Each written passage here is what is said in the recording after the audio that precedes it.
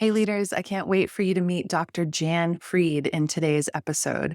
Jann is an accomplished keynote speaker with a couple of amazing TEDx talks under her belt, one titled Embracing Death, Life Through a Different Lens, and another titled Becoming a Nobody, which looks at ego in the face of leadership and leadership development. She is a leadership expert and also a 5 times published author. She has a book called Breadcrumb Legacy: How Great Leaders Live a Life Worth Remembering. And her most recent book, which we will discuss a bit of the findings from inside the episode today, is called Leading with Wisdom: Sage Advice from 100 Experts. Jann is an amazing researcher, academic, but she also has the real world leadership development consultancy experience and brings so much wisdom into today's episode, from looking at death as a teacher for how we might embrace grief during major transitions and change that we inevitably face as leaders running companies in today's world. What I love about Jann's background is that she is bringing her academic perspective from all of the research she's done on top leaders and combining this with her real world experience in coaching and consulting in her leadership development work. Jann has some amazing insight into the typical symptoms and behaviors that we might see in toxic work cultures with toxic leaders versus really healthy work cultures where a leader might be leading from a place of authenticity, generosity, purpose. Inside today's episode, we're going to get into how a leader can be leaving a legacy as they run their company. We'll get into what leaving a legacy actually is. Is that something that you do at the end of your career or when you leave a position, when you leave this earth? Or is that something that we get to consciously cultivate bit by bit throughout our lives? How can they lead from wisdom and keep wisdom or knowledge alive and well inside of an organization, even through succession? How can leaders face the current meaning crisis that we seem to be in to align with a larger sense of purpose? How can leaders unlock and leverage feedback loops to become better leaders who are leaving positive legacy? And so much more. It's a really valuable conversation. So glad that you're here for another week on Living Leaders. Without further ado, let's get right into our conversation with Jann. Jann, welcome to the Living Leaders podcast. I'm so excited to have you today. Thank you. I'm honored to be here. I've been particularly excited to have this conversation with you because of your work in leadership and legacy. And I would love to just help ground listeners in your background a little bit before we get into what I know is going to be a really powerful conversation. So I'd love to hear more about how you got to where you are and what you're working on these days that has you feeling alive. That's wonderful. I was a college professor, and I say that I only did that for about 30 years. So I taught undergraduates in a small liberal arts college in Iowa. I was professor of business management and leadership. In my last 10 years, I was an endowed chair in leadership and character development. So I really did this deep dive into leadership when I got that chair. And it's an interesting story because in 2004, I was granted a sabbatical, and you have to have a research project. And I knew I wanted it to be around leadership. So I attended Jim Collins' book, Good to Great, had just come out. And he was doing a book tour. And so I went to hear him speak. And I wanted to be the last one in line because I wanted to ask him a question. So I said, can I come study with you, be an apprentice? Can I shadow you? Can I learn from you? And he honestly looked at me like he'd never heard that question before. And I said, I'm going to be on sabbatical, and I'd like to see if I could do this as part of my sabbatical work. And he said, oh, gosh, I don't really know. I've never been asked that question before. And I pulled out a one-page document that was an article that he had written for Training Magazine. And in the center is his picture. Now, it was published in 1999. This is 2004. And I said, I carried this in my Franklin planner on a daily basis. We're not carrying those anymore, but that's what I was doing. And he said, okay, here's my card. Give me a call. We'll talk. When I called him, he said, my wife has just been diagnosed with breast cancer. We don't really know what's going to happen. Now, to my understanding, everything has turned out fine, which is great. But at the time, he said, I really cannot take this on as a commitment, but I will speak with you for an hour on the phone. I was also heading up a speak program, and we tried to get him as a speaker. And so I know at the time that he was charging $5,000 an hour to coach, and that it was going to cost like $45,000 to have him come speak. We couldn't afford that. But I did talk to him for an hour, and he helped me frame my research study, which turned out to be a book called Leading with Wisdom, Sage Advice from 100 Experts. And I actually interviewed more than 100 people, but some really of the top thought leaders in leadership: Warren Bennis, Margaret Wheatley, Sally Helgeson, Parker Palmer, the list goes on. And after analyzing the data, each theme that emerged became a chapter. And one chapter in the book was called Leaders Live Their Legacy. And I found that just really resonated with people. I was getting keynote talks and workshops requested based on Leaders Live Their Legacy, which I called Leadership Legacy. So then I did a deep dive into legacy work. And out of that, then I developed this concept called Breadcrumb Legacy: How Great Leaders Live a Life Worth Remembering. And I'm sure we're going to talk more about that. What I do now is I actually left full-time teaching after 30 years. And for the past 10 years, I've been teaching a graduate leadership course for the University of Iowa. I'm in Des Moines, Iowa. But I primarily do speaking, writing, workshops, and leadership coaching. So that's where I am now. And working on a big project with a manufacturing company, really trying to develop leaders. Too many people fall into leadership positions, Nicole, without any training, background, study, reading. They just fall into it, or they get promoted into it, and really do not understand what it takes to really inspire others. So I'll stop there. Amazing. Thank you so much for sharing. And you're so right. Often leaders do find themselves in these positions and don't necessarily have the training. Maybe they've been conditioned into a set of rewards and incentives that isn't actually healthy for an organizational culture or leaving a legacy for future generations to come. Here on Living Leaders, we talk a lot about that multi-generational perspective of leaving the world a better place. We have a lot of sustainability professionals and executives who tune into this podcast. Especially for them, I'm really keen to get into your specific definition and how can leaders be thinking about living their legacy. I love the way you framed on that. I imagine that's very intentional of not just Very living, but intentional. also living. And I wanted to tell you that I really like the name of your podcast because my definition of a leader, first of all, it's a person who's in a position to influence the lives of others. That's a very broad definition. My definition of a leader includes parents, pastors, teachers, coaches, more than just bosses or managers. And one of the examples that I often use when I do workshops, and actually I'm doing a keynote tomorrow and I'm using this story.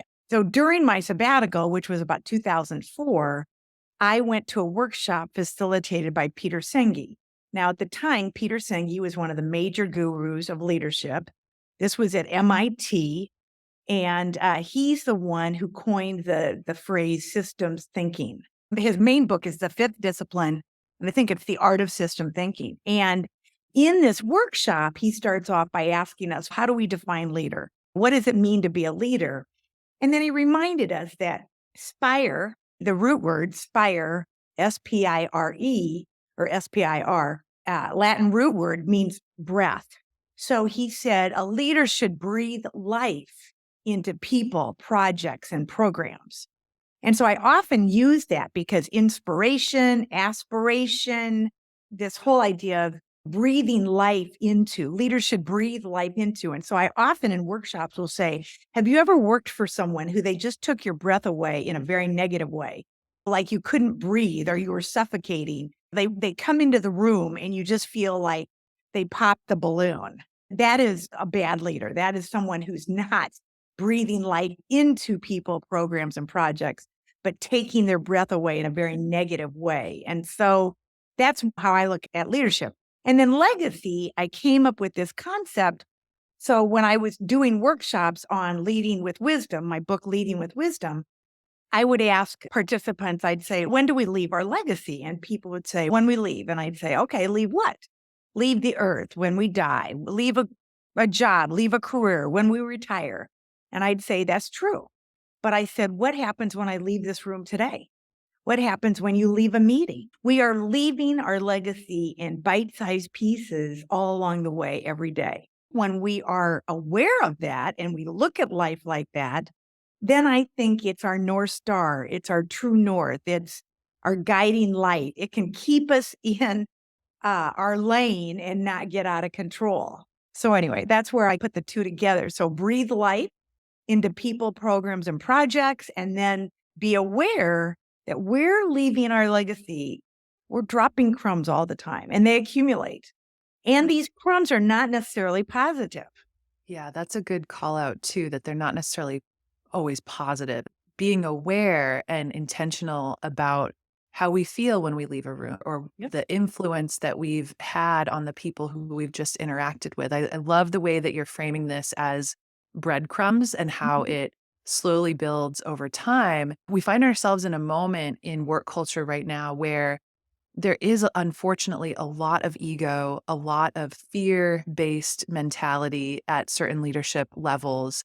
I know, at least in the organizations that I've worked in and helped consult for, where there's been more toxic work culture, there's typically a fight or flight reactive state that a leader might be in. They're maybe doing their best to survive, but they might not always understand how that reactivity that they're stuck in is impacting others, to the point where if you're perpetuating this reactivity and this fight or flight, we're actually hijacking the collective nervous system of our teams in a way. And maybe those employees go on to have lower quality relationships with their spouse, or they turn to a coping mechanism like alcohol. We talk a lot about that piece here on the podcast. And similar to your definition, living leaders are always in the present moment of their leadership, starting with self-leadership and taking that responsibility, that self-responsibility of how I show up matters, how I model and embody my values, the language that I use, and ensuring that's not harmful. It all matters. And so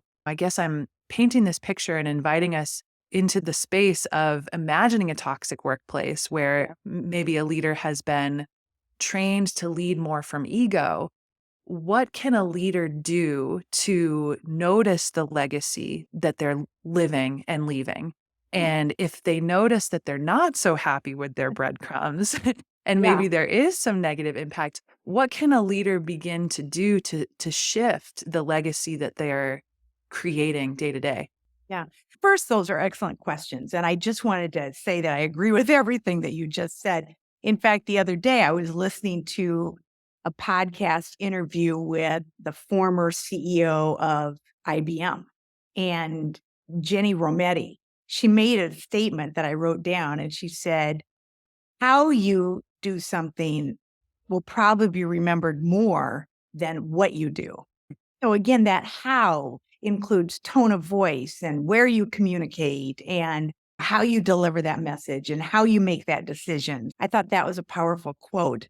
I'm a big believer in feedback because you don't know how you're being perceived. You don't know how it's received on the other end. When I was teaching, I have several what I would call feedback mechanisms that I would collect on a regular basis, because usually in higher education, they do faculty evaluations done at the end of the course.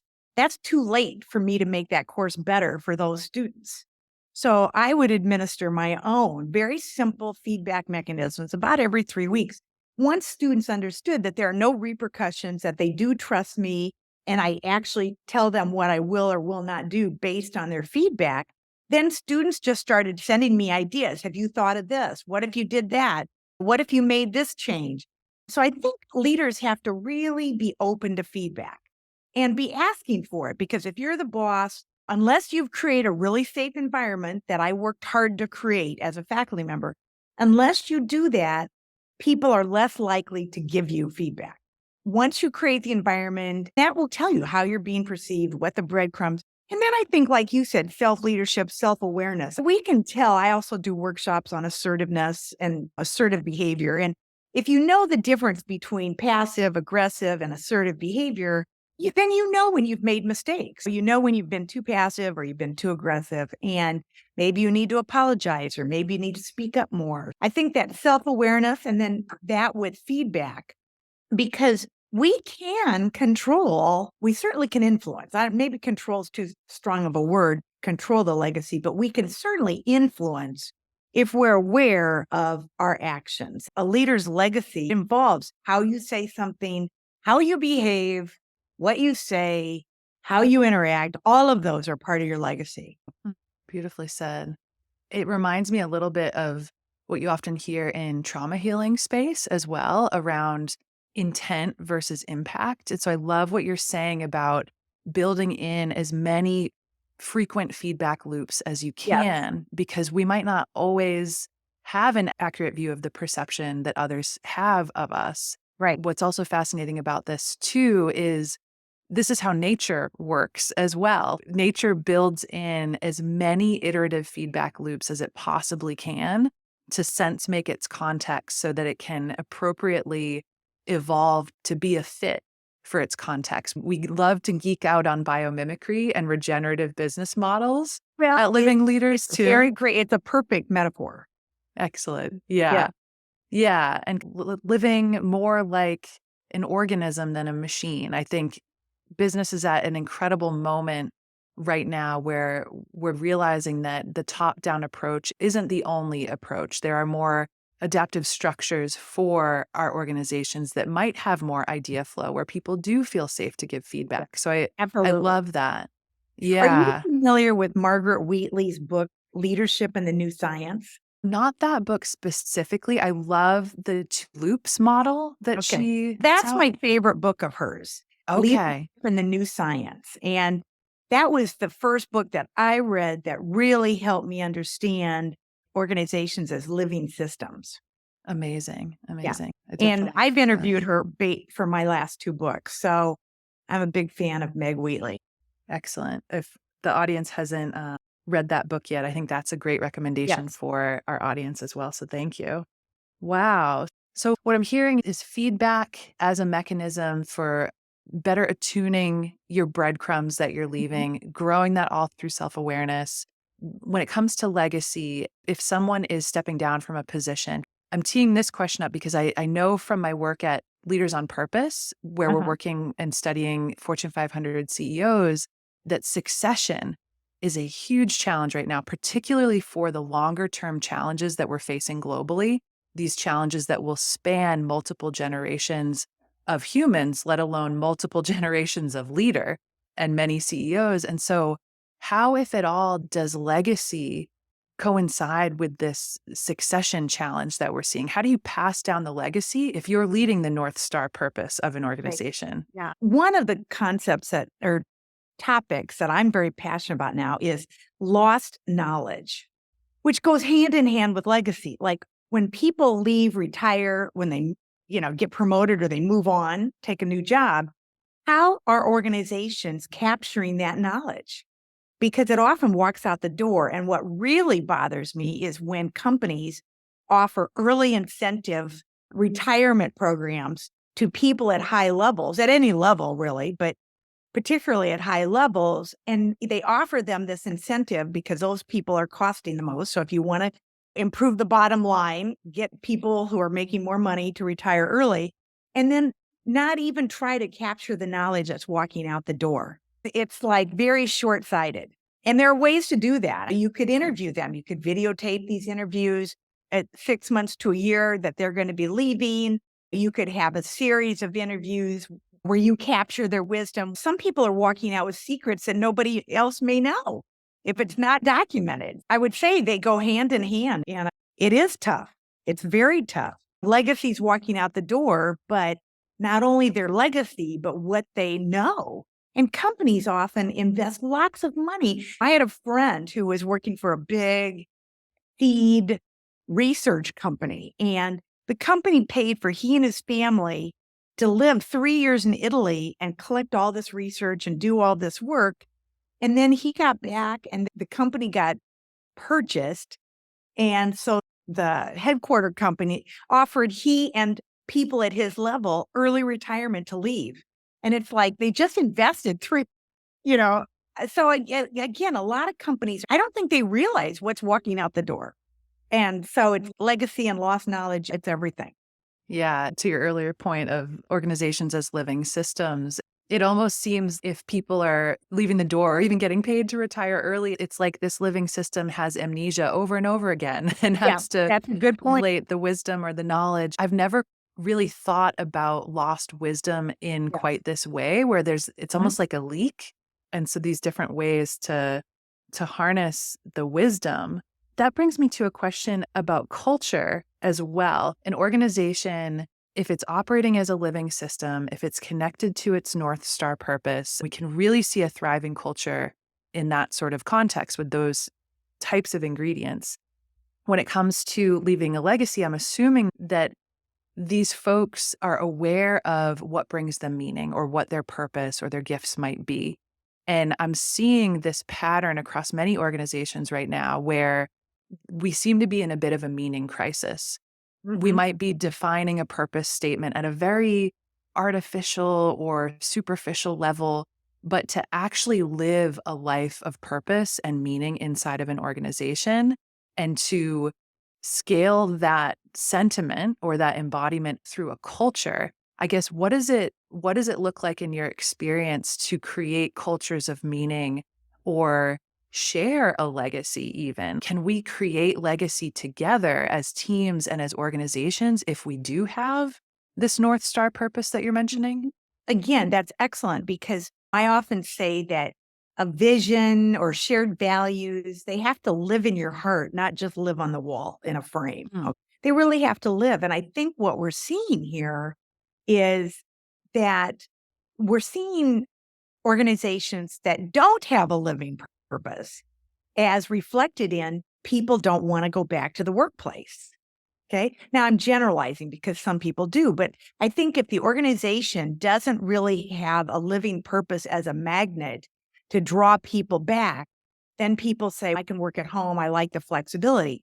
I'm finding the resistance to going back to work very interesting to me because I liked going to workplaces, you know? Now, I also have done some research and writing on, I do think flexibility and autonomy is here to stay. People want to have more control over their destiny. But if the organization is saying, we want you back in the workplace, usually 3 days a week, you can choose which 3 days unless you have an important meeting or whatever. To me, that seems very reasonable. One time, Meg Wheatley said to me, she said, I'm working with too many organizations who describe their employees as the walking dead, like Oh, people no. just zombies. And again, if the workplace doesn't have a culture that is living, that is thriving, then people would rather be at home. So I think that this is a good test of, does the organization have a culture where people want to work? Yeah, it's interesting to think about that disengagement almost as a symptom. If culture can be on the spectrum of healthy or to unhealthy, what are Yeah. the symptoms of each type of context? And I think when people are really engaged in meaning, they're clear on their purpose, they want to show up, to your point. They Yeah. want to move that mission forward to experience the joy of what it's like to embody that and to be in collaborative space with one another. Uh-huh. And I suppose leave that shared legacy to some extent. And yeah, I know that because you mentioned Margaret Wheatley a couple times, and Mhm. the piece of her work that I'm most familiar with is actually her two loops model. I'll drop a link to that video on YouTube in the show notes because it's so good for any Okay. listeners who haven't seen that. I'm not It familiar with that, so that'd be great. Yeah, it's fascinating. It's a look at what are the roles that each of us might play as leaders when we're shifting from one paradigm to the next, or Okay. one set of norms and rules to the next. And what fascinates me about this, and I want to get into a little bit of your perspective on end of life and looking to end of life as sort of an inspiration for a legacy. I know you gave a really amazing TEDx talk on this, but in two loops, what I find fascinating about this model is that one of the roles that leaders get to play is the role of hospice worker and effectively holding space Mhm. for some of the grief to process and to move through us as we let go of what's no longer working and we Mhm. step into a model that is updated, upgraded, whatever it might be. But often we're ignoring the grief Mhm. process that comes with big change. And so that Mhm. model does an amazing job of that. But I just wanted to invite your perspective on when we are in the face of big change. And sometimes this can almost feel like a version of ourselves is dying, right? Whether Mhm. we're facing that succession that we were talking about and leaving an organization or stepping into a new role, there's so many types of change that can feel like a death of sorts. Yep. And we almost get to practice for that moment to moment, similar to how you're describing building legacy. So I guess from your perspective, what can we learn from death as a part of life when it comes to building our legacy? As you said, I did a TEDx talk called Embracing Death, Seeing Life Through a Different Lens. And I talk about how when I was full-time teaching, I would teach undergraduate students, typically age 20 to 22, about grief, death, dying as a part of leadership development. Hmm. And one of the assignments I would have students do is write their own eulogy. Now, I started doing this in about 2008, and that was long before David Brooks of the New York Times wrote his book called Second Mountain, where he talks about eulogy virtues and resume virtues focus on what you've done, you've accomplished, your awards. Eulogy virtues focus on your character and your being and the kind of person you are. And it was a very powerful exercise and powerful course. You are so right. I was so fortunate with my Leading with Wisdom book that I had a chance to interview William Bridges. William Bridges is the expert on transition work. Now, he has since passed away, and a new book came out a year ago by Bruce Feiler of the New York Times, Feiler, called Life is in the Transitions. And it's Hmm. similar to William Bridges' work, but he has a twist on it. But what I like is both of them start off with three main phases, and they're not necessarily linear, but three main phases that, well, William Bridges said we start with ending. So endings are deaths. So even if you move houses, you sell your house and you move to a new neighborhood, something is ending. You're getting married, something is ending. Your singlehood, your single friends, you're not losing those friends, but you're no longer single. Bridges says we start off with ending. And then we go to the next stage is usually what he calls the neutral zone. And this is where we're really uncomfortable. We don't really know what's happening next. Now, Bruce Feiler calls that the messy middle. A lot of people don't like the messy middle. They don't like that neutral zone. One example that I often use is people will have affairs. I'm not condoning those, but people don't want to leave something until they have something else. They don't want to be alone in the messy middle. They don't want to be alone in the neutral zone. Or people will leave a bad job and go to another bad job. The point of the messy middle is to figure out what didn't work, what went wrong, how come that didn't work. And you need to figure that out before you really jump into another relationship or another job. It's really important work that we need to do, and most people don't want to do it. And then the third major stage is beginning. Then we begin something. And people who really did the work that is needed in the messy middle usually end up with a much stronger, good beginning.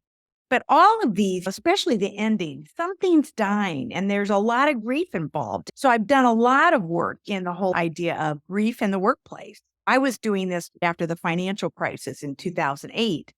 But now with COVID, yes, people were dying, but industries were dying, companies are dying. The ways of doing things, like you said, new paradigm of doing work. It might be very exciting to say, oh, I get to stay home now. But other things are dying. We're missing that socialization in the workplace or our friends. We could talk just on this topic alone because in my book, Leading with Wisdom, death and dying and grief is part of a chapter. And then in my book, Breadcrumb Legacy, I have an entire chapter devoted to this. I call it Hmm. Embracing Death. My students started calling me Dr. Death because I talk about death a lot. And I plan death the way people plan parties or weddings.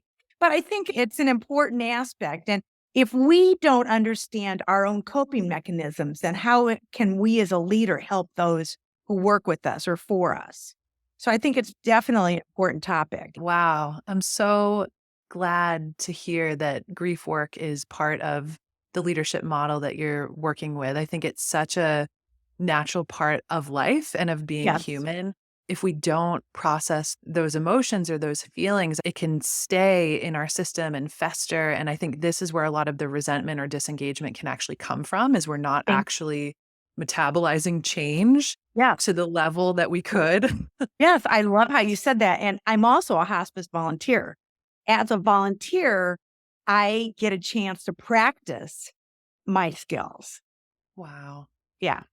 Wow, that's amazing. I haven't personally done hospice work, but I, for a while, was COO of the Conscious Dying Collective, is now what it's called. It totally shifted my perspective on leadership and how, if you're at the helm Yes. as the leader, how do you really bring people through a grief process and a transition process? And I think the pace at which we're having to process this type of change and transition is only accelerating. I also look at changes that we're seeing in technology and emerging tech, where, similar to what you said, entire industries and companies are dying, entire job categories are going to be going away with AI. And so Yeah. it never ends. Our Yeah. ability and our need to metabolize grief, I think, is always going to be there in the human experience. But I do want to also highlight one thing you said about this messy middle and how uncomfortable that can be, because that's the other piece where I see a lot of disengagement start to happen, is when we don't name the change, we don't normalize the grief, Uh-huh. and we don't give space or normalcy to actually feeling the discomfort that comes with that. People Right. might be like, this is too much. I'm uncomfortable. I'm going to start to pull back. I'm going to start to put up those boundaries, and we lose some of that collaboration reflex that we might have in a different environment. These transitions are only increasingly important in how we lead transitions as leaders. Yeah, for sure. Wow. So Jann, I want to switch gears a little bit and talk about a very specific type of death, if you will. One thing that really drew me to your work and wanting to Right. have you on the show is one thing that you said about keeping your ego in check. I actually saw an amazing quote where you said, "It's hard to be a good leader if you're not a good person." Yeah. And I just love that. I couldn't agree more. In your work of living and leading a legacy, what are the ways that you're seeing ego turn up or maybe get in the way? And what do you mean by being a good person to be a good leader? What does that really mean to you? After all this research and talking to all these people, and I continue to interview people, ego development really emerged. And so I really did a deep dive. And we have to have an ego or we won't be able to stand up. Everybody has to have an ego. But what happens is the ego wants to protect us. And the ego wants us to think, you're right. What you said was right. You're correct. You're not wrong. Ego can be a defense mechanism. What happens is when we're aware of what's happening, then we can feel the ego kind of creeping up and taking control. Sometimes I use the metaphor of an elevator. And we can feel these feelings creeping up. And we all have them. We're human. It's human nature to have feelings of jealousy, greed, envy. When we have these feelings, then they often manifest in behaviors such as defensiveness, not open to feedback, micromanaging, over controlling, toxic behaviors that lead to a toxic environment. And so when we sense these behaviors creeping up, we need to say to ourselves, that's not healthy. I have to let go of that. That's not a good way to think. That's not a good way to behave. When we're not aware, then these behaviors take over. And next thing, we could be creating a toxic environment and not even aware of it. One of the questions, Nicole, that I like to ask in workshops is, how many of you worked for a bad leader? Now, again, my definition of leader is someone who's in a position to influence the lives of others, teachers, coaches, parents, and hands just shoot up in the air. And then I say, I don't think most people wake up in the morning and say, today I'm going to be a bad leader. Today I'm going to be a bad leader. No, but they just get stressed out. They get jealous, envy, greed. Somebody got the promotion they didn't get. And next thing, they're over controlling. They're telling you what to do, that command control. When you work for a toxic leader, that person can literally make you sick. And I know that. I can think of one person in my career, 40-year career, that I think he was evil. I do think he woke up and said, because it was just too much of a pattern. And initially, I took it personally. And then when I started investigating, no, he was doing this to person after person and really making people feel bad. I don't know if he was trying to destroy self-confidence. I think the bottom line is he was extremely insecure. But because he wasn't willing to work on his insecurities and didn't know that, he was really creating a bad environment for a lot of people. And that is not a good legacy. Well, it's all connected. That's so helpful. And it connects to what we were saying earlier about the role of self-awareness in leadership as well. And hearing Yes. you say you can notice those thoughts that come up and you can notice those behaviors as a signal that Right. you're leading from ego and maybe turning towards that control. And it might, unless it's someone who is waking up each day in wanting to be a bad leader, it can come from a good place. It can come Yeah. from a genuine place of survival, of Right. wanting to feel safe. And so we lean on control. But this is just so helpful in thinking about the behaviors that turn up when we think about really good, effective leadership Mhm. versus leadership that might be perpetuating toxic culture, even if that's not the intent, Yes, even that's if true. that's just our nervous system. Yes. And I'm so curious, in your latest book, I know you got to interview 100 amazing leaders. I'm curious, are there any other common patterns or behaviors that you're seeing when it comes to these leaders who are coming from more of a sage Mhm. leadership lens and Yeah. starting to weave that legacy? It is the opposite of an unhealthy leader. But time after time, interview after interview, I would say to myself or to my husband, I'd say, these people are kind, they're generous, they're not competitive. Anyone I spoke to, they were willing to share everything. It was just like if I had a question, they were so willing to share their time, their wisdom, their expertise. And I was just so grateful. I learned so much. Like my personal mission is to continue to learn and share what I'm learning with others. I do that through writing, speaking, coaching. I write an article for Training Magazine, both in print for every issue. And I'm going to be writing about this. So that's why I want you to send me the link of that other person that you interviewed about death, because I can talk about your podcast in my article, training article. Okay. So I think it's just really important that, again, they came from such a good heart, not competitive, willing to share their wisdom. It was just wonderful. A lot of talk these days about having a mindset of abundance instead of scarcity. And I heard a quote the other day. Let me see if I can say it. Sin of scarcity is a cousin of greed. This is when we allow our own belief that there is never enough to keep us from being generous with what we have with others. The sin of scarcity is a cousin of greed. So if you're greedy because you want to hold on to things that you think information is scarce or information is power, so I don't want to share it.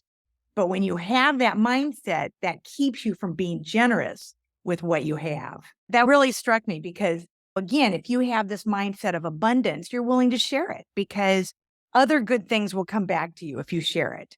But if you're competitive and have this mindset of scarcity, then you're less likely to collaborate and be healthy with others. So, Yeah, absolutely. It reminds me of what you said earlier too around feedback looping. It's mhm, almost like if we're in that competitive scarcity space and we're not being in that open, receptive, generous mhm, state, I think we close off a lot of the information flow, whether it's the feedback loops or transparency that could actually give people the information they need to have a big breakthrough or to innovate on something. If it's not visible, they won't be able to work with it effectively. And I love that kindness also turned up in the patterns that you were noticing, yeah, because I think this really can help create a culture of trust. right, And I think particularly with how our context seems to be unfolding and the role that leaders are finding themselves in, where all of a sudden you're not just fiscally responsible for your company, you have to be attuned to the political landscape and the climate landscape. It's so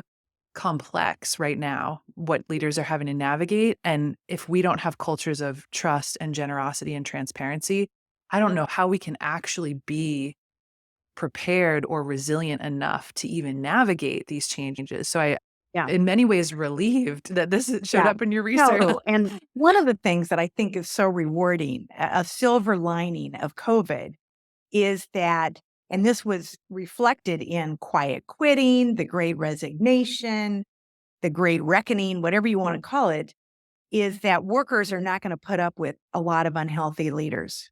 That finally the leadership style or approach or servant leadership, I'll just put it under the big umbrella of servant leadership, is finally getting the attention it deserves because workers are saying, I'm not going to put up with it. I don't have to anymore.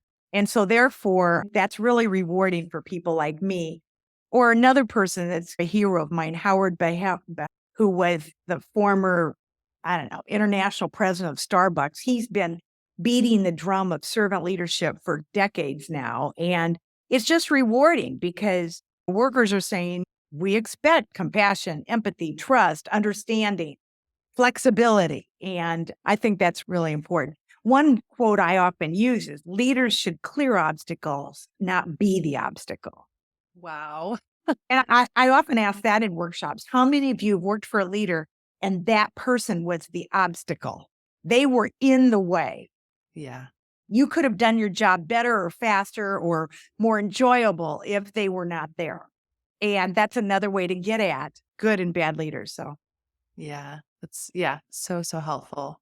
Wow, Jan, we've covered so much ground today. And I know that each one of these topics is probably a deep dive in and of itself. But for listeners who want to get to know your work more or sign up for your newsletter or any of the other resources that you've mentioned, like your books, where can folks go to find you and work with you? okay.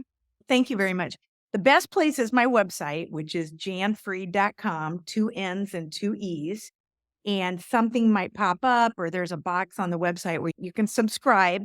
And if you subscribe, you would get my monthly newsletter that's very easy to read, where again, I'm sharing what I'm learning. And you would get a monthly podcast. So I do interview people on a monthly basis called Becoming a Sage. It's all about life and work wisdom. So I too have a podcast. So you wouldn't be burdened if you subscribe. My book there's a 20% discount coupon from the publisher of my latest book, Breadcrumb Legacy. And that can be found on my website, or my books can all be found on Amazon. I'm very active on LinkedIn.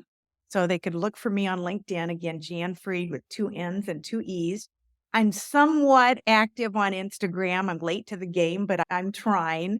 I'd rather write books and articles than be on Instagram, but I'm trying. But I would say LinkedIn, my website, if they Google me, things would come up. They could find me that way too. I appreciate the opportunity. I've learned a lot. You had excellent questions. Thank you, Jan. Thank you. And I'll link to all of this in the show notes and maybe a link to your TEDx as well, because I That think would be folks would be great. interested in that. Yeah. I Wow. Thank also, you you so might be much. interested, Nicole. I also did a TEDx. It was a virtual TEDx because it was during COVID, but it was called Becoming a Nobody. And that's Ooh. all about ego.